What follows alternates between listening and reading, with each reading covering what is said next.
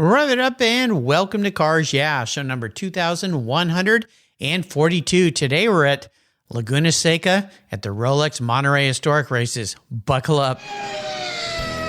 This is Cars Yeah, where you'll enjoy interviews with inspiring automotive enthusiasts. Mark Green is here to provide you with a fuel injection of automotive inspiration. So get in, sit down, buckle up, and get ready for a wild ride here on Cars Yeah.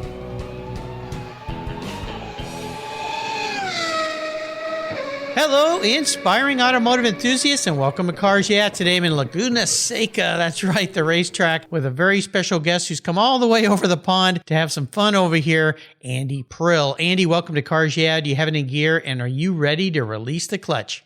Yep, I have it in gear, and I'm ready. Now, before I give you a proper introduction and we dive into this fun world of Porsches and Ferraris and cars and race cars that you live in, what's one little thing that maybe people don't know about you, Andy?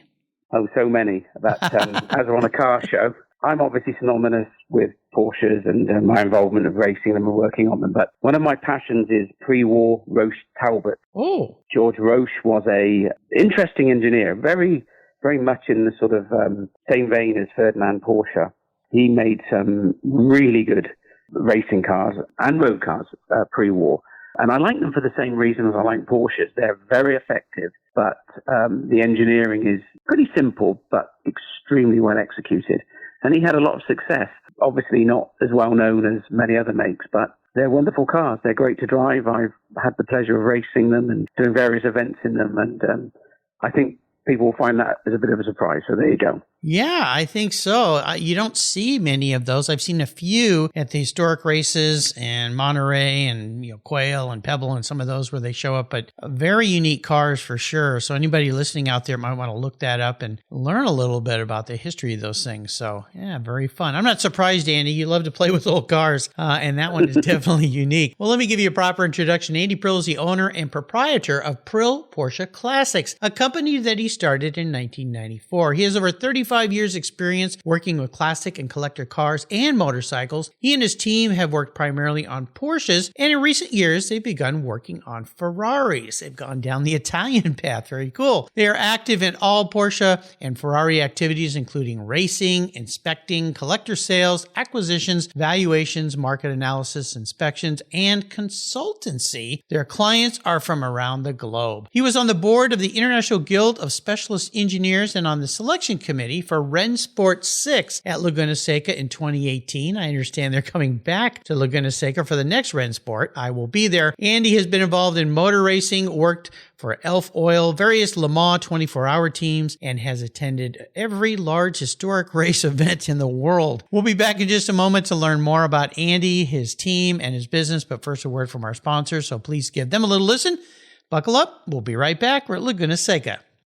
Summer's here, thank goodness, and that means long, hot days. Covercraft's UVS custom sunscreens are quality made and are incredibly fast and easy to use. Your UVS sunscreen is custom tailored for your vehicle, and the accordion design ensures easy storage. Not only do they protect your dash and interior for maximum protection while parking in the sun, sunscreens keep your vehicle's interior significantly cooler. They're durable and dependable for years of use. I have one for all my vehicles, and I use them every time I park my car when I'm not going to put the cover on. You can choose from a variety of colors, including the original, their Premier Series, and Carhartt designs. Your sunscreen is manufactured with the quality and attention to detail that's been the standard for Covercraft since 1965. And they make really great gifts, too. Get your summer deal today if you use the code YEAH21, YEAH21 at covercraft.com. You'll get 10% off your Covercraft order. That's right, 10% off compliments of Cars Yeah. Simply use the code YEAH21 at checkout. Covercraft, protecting the things that move you. Get your own custom sunscreen today.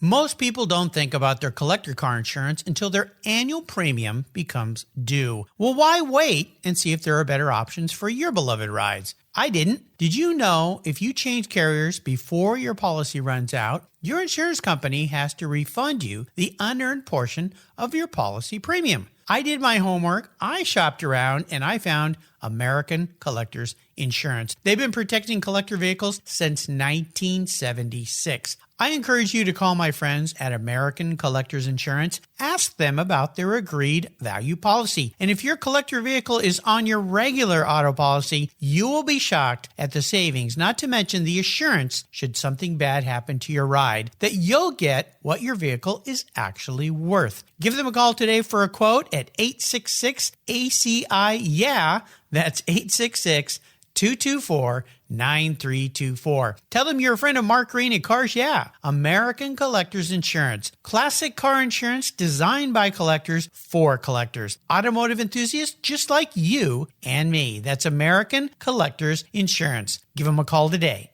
Jim Canova is a past guest here on Cars Yeah! And he's detailed over 8,000 vehicles. And that kind of professional experience leads to innovation. He was tired of uncomfortable stools and creepers and being down on his knees when detailing cars. So as a result, Jim thought, you know what, there must be a better way. And he invented the Bumby seat. His unique design gets you off your knees and your bum onto a far more comfortable seating position for all your low-level automotive detailing. The Bumby seat, with its patented full flat design, allows you to adjust your position to the task at hand. Convenient side trays hold your car care products, tools, cloths, or a tasty beverage. Built for the toughest driveways and garage tasks, the Bumby seat has wheels that roll easily over almost any surface, and it makes a great around-the-home adjustable stool for hobbies, yard work, or take it to the car show. The full flat design makes storage a breeze.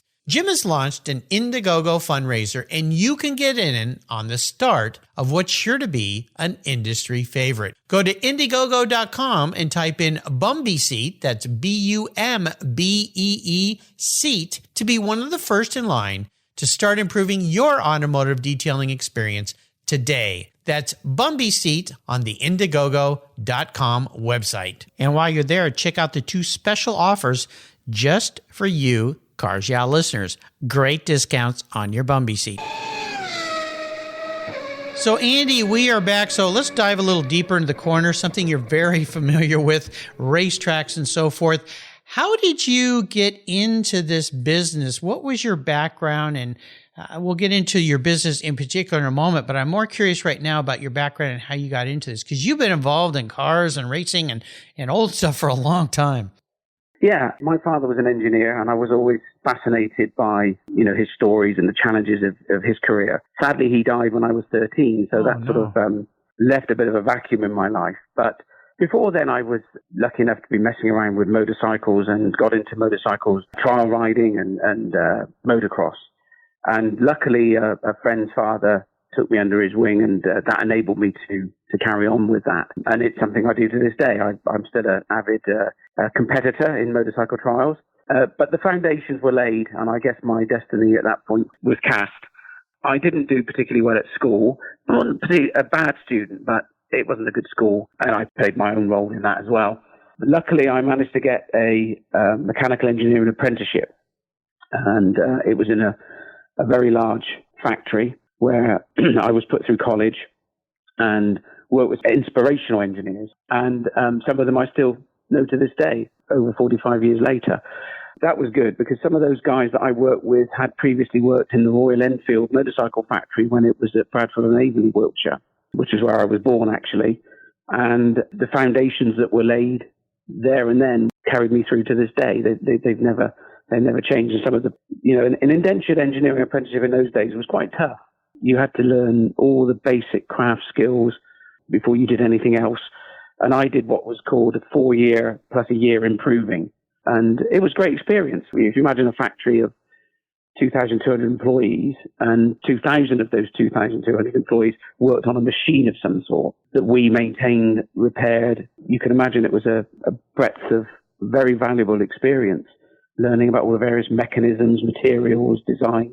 And I still call on the skills I learned back then, almost every day. Well, apprenticeships are something that seem kind of old world, old fashioned, but I'm starting to hear little bits and pieces from some of my guests here that they're kind of coming back. And I think it's an interesting thing. If you think about going off to university, well, you got to pay to go do that and you're in an environment where you're learning. But in this case, apprentices used to kind of pay your way. I guess the room and board, maybe they didn't pay anything, but kind of the same thing, but different. But it certainly set a course for you in your life. And as you move forward, or we move forward here to when you started Prill Porsche Classics, what was the driving force for you for starting your own business, and how has it evolved over time?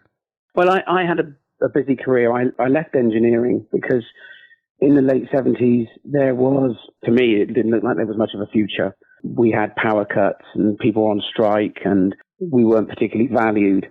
And I moved away from engineering, which was not a bad thing because one thing engineering doesn't teach you about is wider business skills and what happens in the wider business world. So I did get into a career in sales and marketing, but it was always a technical discipline to that. Mm-hmm.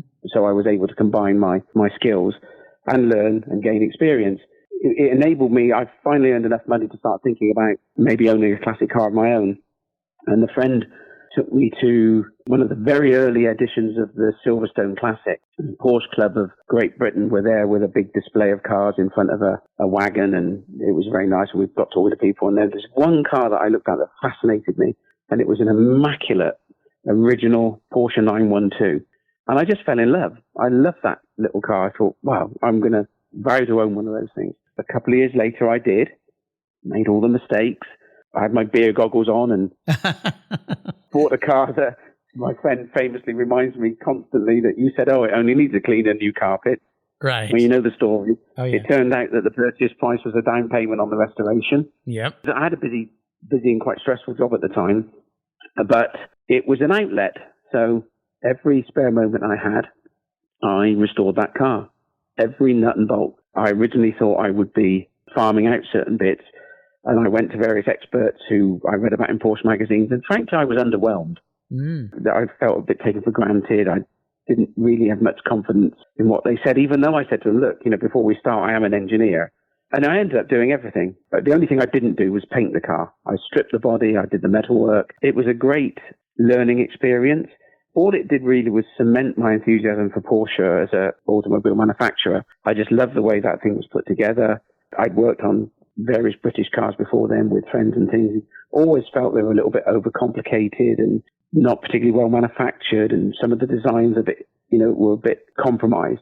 And there's a few little bits on the Porsche like that, but nothing like I'd experienced previously. And the die was cast. I fell in love, and that continued for a while. And then the car got shown, and I did a few events, and people would come up and say, hey, who did this car? And I'd say me, and these things grow and evolve. So people would say, oh, can I ring you and get some advice? And I had a lockup near my home in London, and then a workshop in the same complex became available. So I rented it, and I wasn't working. It wasn't my career. I had a busy career at the time, but it was an outlet. And then someone said, could I build an engine for their race car? So I did lots of research and made contact with the right people, and slowly things evolved. And over a 6 or 7 year period, it grew, and I started importing American products, actually. I became very friendly with the guru, Harry Pello, God rest him. Yes. He became a great friend. Oh, lucky you. What a guy he was. He was incredible, absolutely incredible. His technical knowledge, his books and his writing, not only amusing, but a wealth of knowledge. Yes. And thank God, because, the saddest thing one of the saddest things I've ever done was when he died, the Porsche Club in Britain said, look, would you write his obituary? And I sat there for a couple of hours writing about Harry and just cried my heart out. I'll never forget that. But he has left an amazing legacy. He's still in my life because, if you're into Porsches and you seek knowledge, then I recommend you find his books, because the data sets he put in are a wealth of experience that no one else has ever managed to get close to doing. And I use them as a resource virtually daily. So God rest Harry, but yes. He became a great friend. And Dwayne Spencer. Oh, yeah. Yeah, I knew Dwayne very well, and we became friends, and I started importing and selling his products. And eventually he said, look, let's make this more formal. Why don't you become my European distributor? And I did, and I still am. But then Dwayne, unfortunately, got ill and passed. Very sad. And Beth didn't know what to do with the company. And I'm very proud that I was instrumental in its acquisition by Leonard Turnbow, who's a great friend, and we still work together. In fact, I'm very much looking forward to seeing him this weekend at Laguna Seca. Still do business with him, and those great relationships which have lasted, since the early days in the mid-90s. It's the great thing about cars. It brings the people together. And what exactly are you doing at Laguna Seca? So I came here first in 1998. So a great friend of mine, still a friend to this day, he was a USAF pilot who I met on a car rally in England. And he said, "You've got to come to this place. You must." So in 1998, I jumped on a plane and came over. It was a Porsche year. Had an incredible week here. Met many great people. The organizer then was Steve Earle. I met Shel Cavalli, who was one of the very first founders of the track. It was an incredible experience and vowed to come back. So I came back in 99, and 2000, we bought a race car here with another great friend of mine, Richard Clark. We came over, and we've been coming back every year since. We haven't been bringing one of Richard's racing cars recently. He had some children and got diverted. But thankfully, I met enough people over here that said, "Hey, there's always a car here for you." I'd become a friend of Stanley Gold, a big LA Porsche collector who I'd raced for in Europe. So he always, for many years, we brought the team up, Shamrock Racing. He provided me with a car or two, and the rest is history. So that's evolved somewhat. I think it was 2016 or 17. I was asked to get involved with what was called the advisory board then, and I've been there ever since. So now we're called the advisory committee for the Rolex Monterey Motorsports Reunion. So I'm very honored to serve on there with some great car guys. The board is made up of Bruce Canepa, Murray Smith, Scott George, Chris McAllister, who you interviewed before, yep, Patrick Long, and myself. It's an honor to serve on it. We get involved with the management of Laguna Seca on lots of the aspects of running the reunion and the pre-reunion, car selection. And it's no secret that Laguna Seca's had some issues over the last few years, but now it's finding its feet again, and I'm very enthused and optimistic about the future. Yeah. The relationship with the county is being redefined somewhat and becoming stronger. They've got a great new management team in there led by John Narigi, and I am really optimistic. I came out on Tuesday, had some meetings.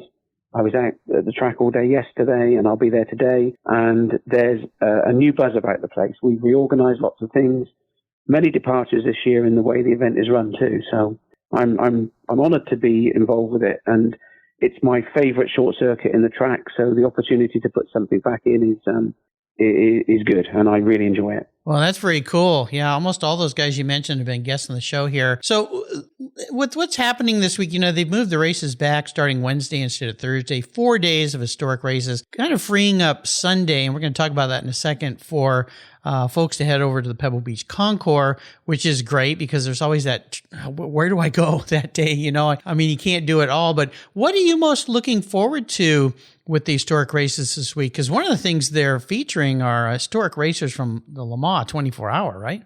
Yeah, exactly. So this year we're partnering with the ACO, the organisers of the legendary Le Mans 24 Hours. So a little bit of a departure that we don't have a featured mark in the normal established sense, but Le Mans are our feature. Mm-hmm. So we're working with the ACO. That gave us the opportunity to make some changes that, in my view, have been long overdue. In recent years, some of the run groups got a little bit nondescript. So having 4 Le Mans grids or Le Mans run groups was great.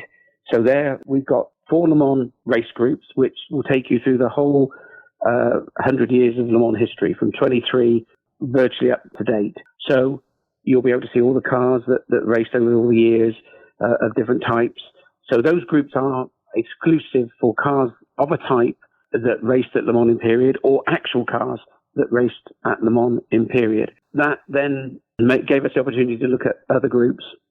So you won't see groups this year that says sort of, GT under 2,500. Every group has got a distinctive description, and eligibility criteria. So we've got Formula Junior, Formula Atlantic. We've got a great grid of F1 cars. We've got the American staples. So we've got Trans Am. And then we've done something different with the SCCA group. So we've got SCCA production and SCCA sports cars. Great groups. There's some of the great era of American club racing. You'll be able to see it all. And we've got some very eclectic cars in both groups. They were massively oversubscribed. Nice. And then the one we put in, I can't remember who, I think it might have been me, but I suggested a saloon car group or touring car group. Oh, yeah. We were a bit nervous. Everybody's like, whoa, let's see. And so anyway, they sort of challenged me to write some eligibility criteria, and I wrote the supplementary regulations with help from John Fiber, and we have nearly 40 entries. Oh, wow. So you're going to see Minis and Alphas and Lotus Cortinas and Falcons battling it out. The Tin Tops are going to be at Laguna Seca. The Tin Tops. Maybe a couple of Jaguar saloon cars? Yeah, I think there's a couple of Mark IIs there. There's some Escorts. Okay. There's a Datsun 510 or 2. It's going to be a great show. I can't wait to see it. This is going to be fantastic. We'll take a short break for our sponsors. We'll be back. Let's talk a little bit more about what's happening this year at Laguna Seca since we're at the track. We'll be right back.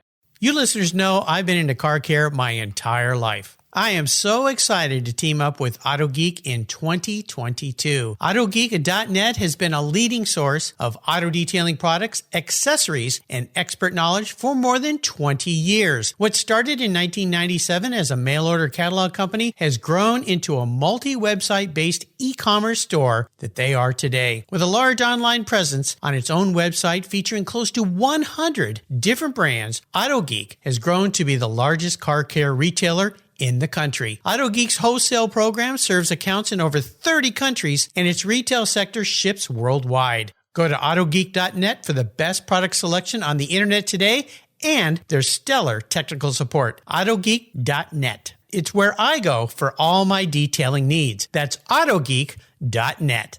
If your car started today, well, thank a tech. If that truck delivering your goods today got to your home or your business, thank a tech. If that airplane you rode in took off and landed safely, and if that boat you're riding in arrived at the dock safe and sound, that's right, thank a tech. One thing the pandemic has taught us is that great techs keep America rolling. They are essential workers and we need them. Support career and technical education by getting involved with TechForce Foundation. It's a Cars Yeah charity of choice. Learn more at techforce.org today.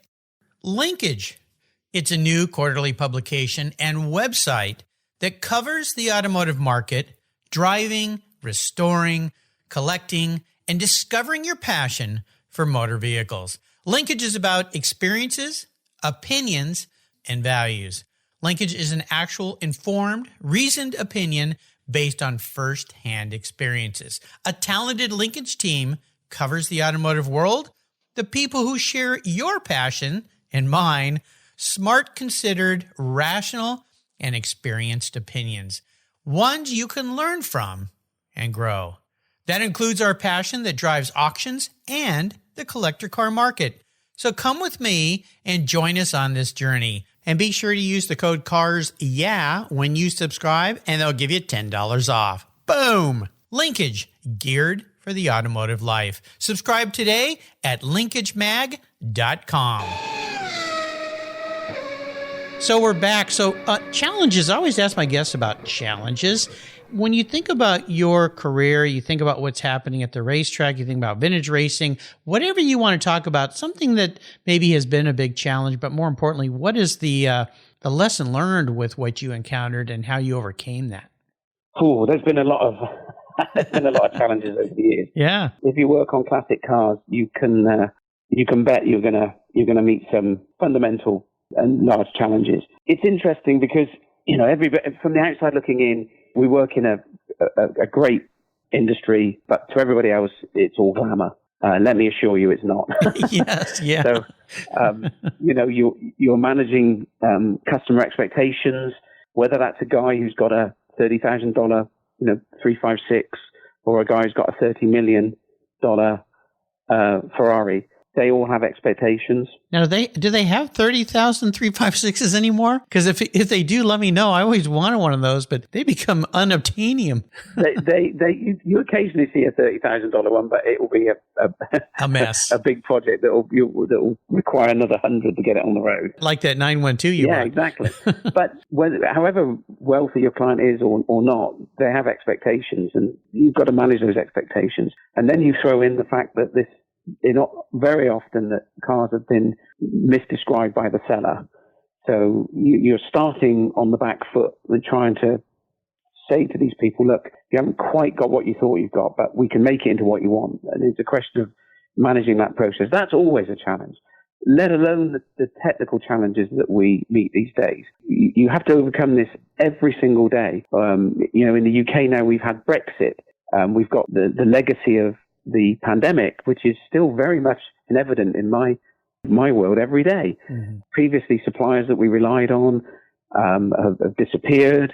Their supply chain is broken, so they can't now supply. Manufacturers have decided they're not into making small volume, high quality parts that we used to rely on, and so on and so forth. So that's been one of the most significant challenges and unexpected challenges in my experience. And, frankly, we're still experiencing it. And the other sort of spin-off of that is, personally, my business wasn't, thankfully, too badly affected by the pandemic itself. We put measures in very early on where I have a full-time cleaner, and he started disinfecting everything 4 times a day, and we had social distancing in the workshop, and I asked all the guys, could you please, in your private lives when you leave here, be careful? And they all listened, which was great. And we didn't have one incidence of COVID in our business. Wow, great. So that's great, yeah. But so we managed to keep working, which was good. But our subcontractors, many of them shut for 3 months and then a second 3-month period. And we're still suffering from that right now. And the projects that were due to finish are, 18 months, 2 years late. It's difficult. Actually, certainly in recent years, if I had to say one challenge that we're still dealing with in ways that we didn't expect, that would be it. Well, you shut down an economy, a world economy, for any period of time. It's like a slowdown on a freeway. One car hits the brakes, and it doesn't just affect the guy behind him. It affects the 100 cars back behind them. And by the time you start moving back 1, 2, 3, 4, 5, 10, 20 cars, those guys are running into each other. And that's kind of an example of this. That's where we are. That's where we are. A perfect analogy. Yeah, I had somebody say that to me once. I went, okay, yeah, and I think we're still a long ways from catching up. It's definitely a struggle. So let's talk about something a little more fun, and that is a special vehicle story. Now, you have raced, worked on, been around some of the coolest vehicles on the planet. If I had you, if it's possible, to pick one vehicle in your past, this could be a car you raced or you owned, what would it be, and what stands out about that ride? Okay, well, you're right. I've been very, very lucky. First and foremost, I've got to say that I'm very, very lucky to have been able to do what I've done and enjoyed. And I don't take any of it for granted, believe me. I really don't. It's been a hell of a ride. I told you I was into motorcycles, and there's one special motorcycle that I've got a really interesting relationship with. So I live in a little village in North Essex, and in that village at that time there was a motorcycle shop run by a guy who used to be quite a famous motocrosser in Britain and Europe back in the 60s and 70s. And I got to know him, and I used to go up there and buy little bits for my bikes and things. And one Saturday afternoon in 2003, I think it was, I was walking up the village, going somewhere else actually, and it was quite late on a Saturday afternoon, and leant against the shop window outside were 2 beautiful motorcycles. There was a BSA B50 MX and a Triumph Tiger 100 competition. So I'm walking by, and Jim came out of the shop, and I said, "Oh, hi Jim, I'm just putting these bikes away." And I said, "Wow, they're really nice," got talking about them, and he said he'd bought them in a auction in America. I said, "Oh, right." He said, "Well, I don't want that one. I want this one. This is the bike." But they were grouped in 2s and 4s, so you had to buy 2. Yeah. So I said, "Hey, well, how much do you want for it?" He gave me a price. I said, "I'll take it." I literally went back to the house, wrote a check, walked up, handed the check, and wheeled the bike back to my house. So which one? There's the Triumph Tiger 100 competition, Okay. 1969 model. Nice. So come to pass, when I contact the auction company, so I had to register in the UK, so I'm trying to get a bit more information. So come to pass, they say, well, this came out of the Steve McQueen collection. What? So now I'm really excited. Unfortunately, I've only got that I've got it in writing, but unfortunately, Steve had, near the end of his days, he used to buy things. He lived in a hangar, he had a massive eclectic collection. So it was never titled in his name, unfortunately. Oh, okay. But apparently it was there. It's got all the credentials, never restored, 10,000 miles from new. It's a beautiful thing, and I've made my own memories with it. I've used it as a paddock bike at various races, most notably at Le Mans. I used it at Le Mans this year, and I've had some good passengers. I used to ferry Sir Sterling Moss around on it regularly. What? Yeah, it's been a great thing. We've had some fun on that bike. And then a few years ago, must be going back, oh God, I like to say it was 5 or 6, but it's probably 10 or 11. Alan de Cadenet, God rest his soul, he's just passed. Yes. If any of you were lucky enough to know that man, one of the great characters of our hobby. He was a character, boy. He was. Somehow got this deal with Dunhill to organize this exclusive event, I suppose you'd call it, rally, whatever. But it was invitation only. And he phones me up and he says, you got some motorbikes, haven't you? I said, yeah. He said, well, look, I've organized this thing. It's for cars and bikes. Well, we haven't got enough bikes. Would you like to come? And I said, well, yeah, sure. Yeah, absolutely. So basically, you can imagine, we were just given instructions to go to this rally. So Alan said, come to the house in London. So I met up there with Gordon Murray, Chris Craft, and him. Wow. He just arrived from America. He was cussing and moaning about all the post and the red bills he got because he hadn't been in the country for a long time. And we were all laughing at him. And we left his house and we went down to the Dunhill's place in Savile Row. Everybody, and it's like, wow. So there's Derek Bell, David Clark, Yasmin Le Bon. Wow. Just, we went on and on and on, these fantastic cars. And there were 6 of us on motorcycles. So off we jaunt, and we that night we get down to the Channel Tunnel. That day we get to the Channel Tunnel, we cross the Channel, we had a beautiful ride through the countryside. Alan arranged this lunch in this village, which many, many years before was part on the route of the old French Grand Prix course at Dieppe. And we ended up at Arras, staying in a hotel, which was, variously argued over in First World War by the British Air Force and the German Air Force, and occupied by them at different times. Had wonderful dinner there with everybody.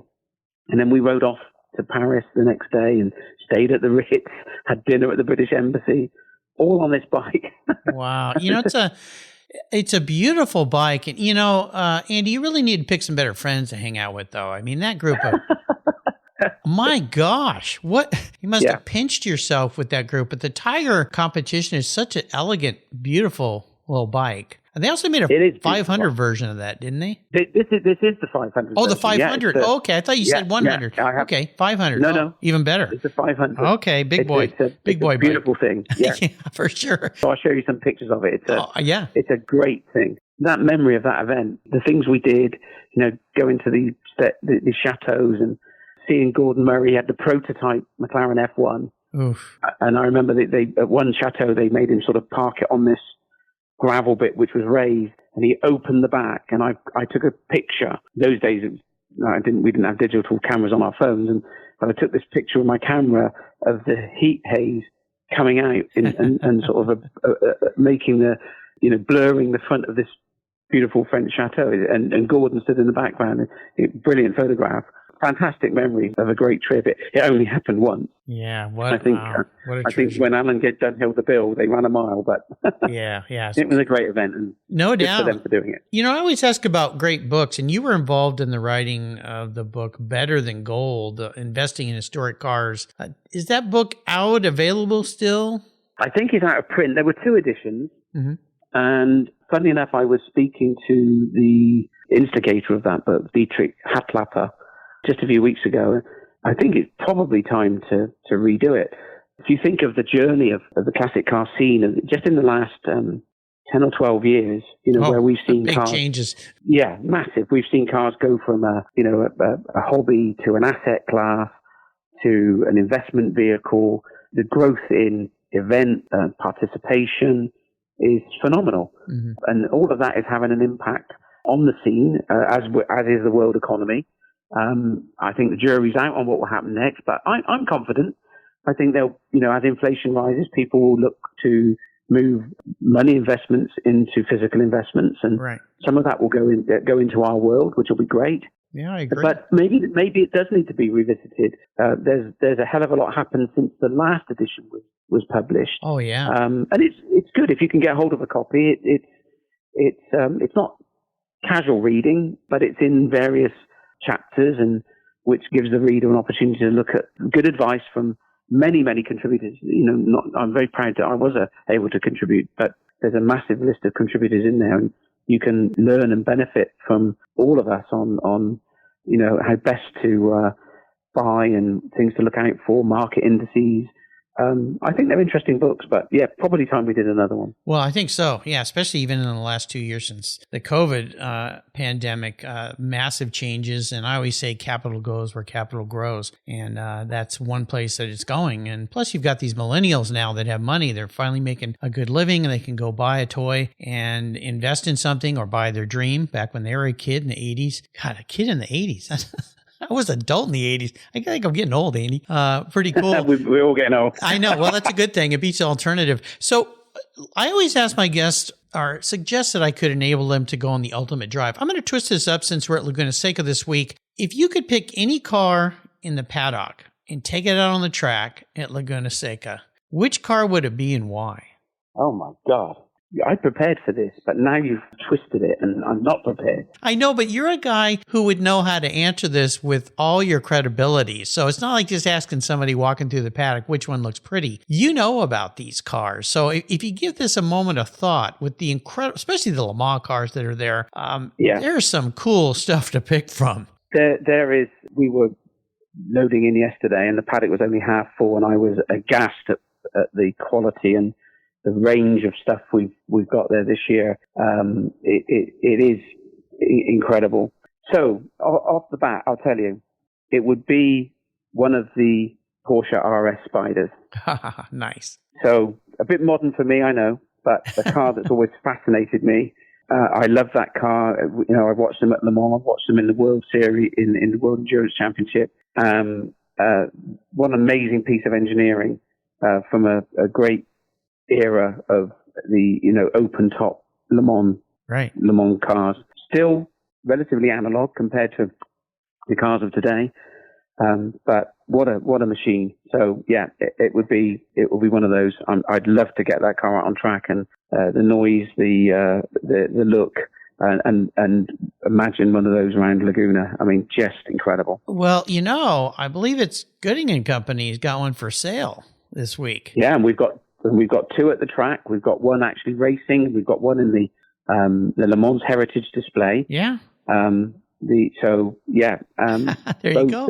And all of those cars, there's not one of them that isn't famous for something. Yeah. They didn't make many. Every single car built achieved something or raced somewhere. Very cool. Yeah. And I mean, just so your listeners, hopefully will be of interest to them, but the Le Mans Heritage Display at the track this year is going to be pretty special. Quite a spectacle. I think I may be wrong, but I think it will be the largest gathering anywhere in the world of actual Le Mans winners and class winners. I think we're up to 47. Oh, wow. Yeah. So, and the tent is colossal.